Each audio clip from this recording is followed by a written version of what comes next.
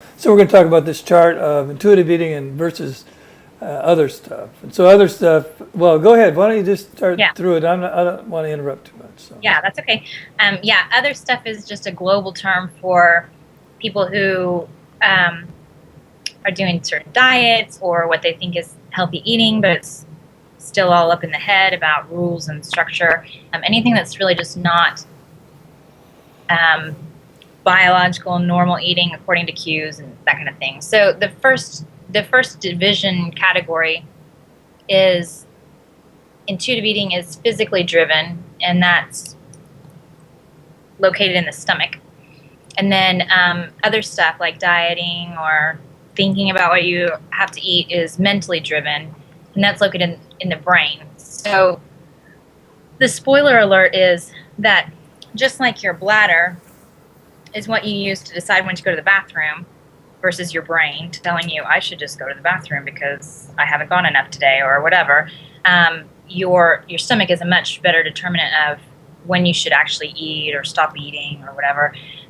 Whereas your brain is not, that's not the right use of that organ. So the brain is smart, but it is not really there for biological function so much. The next category is on intuitive eating, that we're born with an innate ability to eat. So, for instance, babies eat frequently, they eat when they're hungry, and they'll refuse food when they're not hungry. So, until a certain age, but especially as babies, they'll spit that back out. If you try to cram something into their mouth, they will just spit it back out or not even let it in. I mean, they're pretty good about clamping down. So, they'll spit a bottle out. They will not eat if they're not hungry. And I wouldn't encourage people to try to force that. That's probably not a good idea. So babies are intuitive eaters. Okay, and then on the other stuff side, on the diety side or the distorted eating side, we don't know what we need, and we have to be taught how to eat. Like, we have to teach our children how to eat because they wouldn't be able to figure it out without our great parenting. And we wouldn't know how to eat, so we have to read what someone else has to say about eating or whatever because we're so incompetent of listening to, we're so unable to trust our cravings or trust our sensations of hunger. We should deny it when it's not appropriate, and we should eat even if we're not hungry when the thing says, some diet says to do so. Okay, and then the third point we talked about was the body knows how to perform biological functions to promote health and meet needs. So you're born. The neat thing is this body is so amazing that it's born knowing how to breathe, how to do, eliminate waste, how to regulate your intake. And it'll even adjust to you. So even if you get crazy, like maybe there's famine or something, it'll slow down so that So the body knows how to regulate intake? It does, yeah. Okay. Like babies do it. Crazy. So the way the body knows how to regulate intake is that, there's a bazillion, well, that's not a real number, but there's a lot of processes involved in your body knowing where's my metabolism, what are my nutritional needs based on, do I need to build some brains or hormones or neurotransmitters or whatever, and how much energy am I using today, and that kind of thing. So it's sending those signals then to your body to crave certain things, to know when to eat and when to stop eating, and to know if you're satisfied after the meal, like that you got what you needed.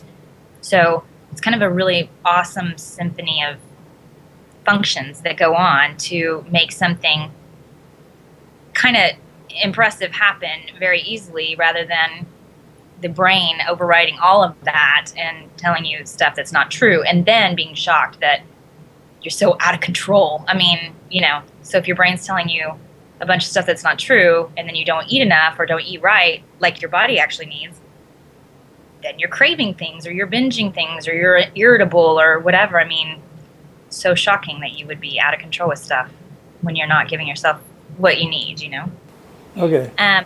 So on the other end of that was in the dieting philosophy, or the kind of disordered philosophy, is our bodies are crazy, crazy bastards. Yes, yes. Sorry, that was just meant for us, but Yeah. that will just grow out of control if they're not managed. So, I think that that's a pretty common consensus. Oh yeah, no, and I don't know that I still don't believe that a little bit. Right. I I mean, understand. I'm being honest. Yeah, I mean, it's been a while that you've been hypnotized into this, so I get you. Yeah.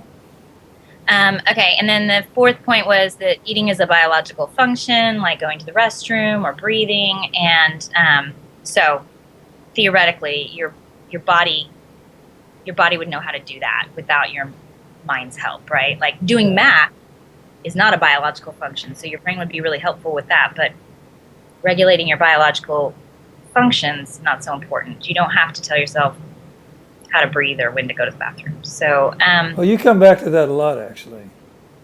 well, I like it. I mean, I think that people really don't. I think it helps people understand like how legit easy this should be and how crazy hard we make it out to be. Like we don't think about our other biological functions, and this is absolutely a we have only made it into some kind of weirdo, emotional, huge industry of value, personal, moral characteristics. Like it's nuts what we've done with food. I was at a conference and somebody said like, if aliens landed on this planet and they heard how much trouble we have with eating, like how we can't figure out how to eat food, they would be like, what the hell's wrong with these people? I mean, it's a pretty legitimate point. Like I think other cultures must be like, wow, weird. You know, like these people need a real problem because they need a hobby. So the point I put on the diet end was eating is tricky and mysterious, and there's some quote right way or right food, etc., to be eating.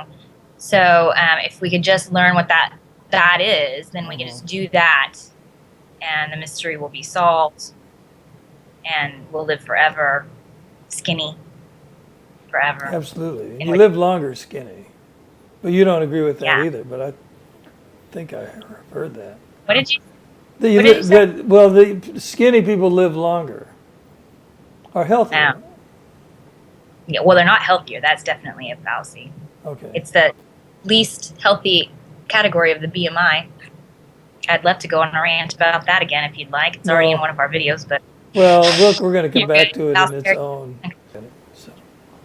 Okay, well, I think this covers it. Is there anything more you want to add to what we've talked about, or do you feel complete? I do think it is really important for us to have some decent segments on, you know, the demonized foods, like the really bad foods that are going to kill you pretty instantly, and then more really talking more about the magical foods. Like if you made a list of some magical foods you can think of, and so we could kind of talk about why do people believe this, what is the truth, you know, so that it kind of can flesh it out a little bit more. Okay, well, we'll do that. Very good. Okay, well, thanks, Jennifer. I think we're complete for this one. Thank you. Okay. See you. Bye. Bye.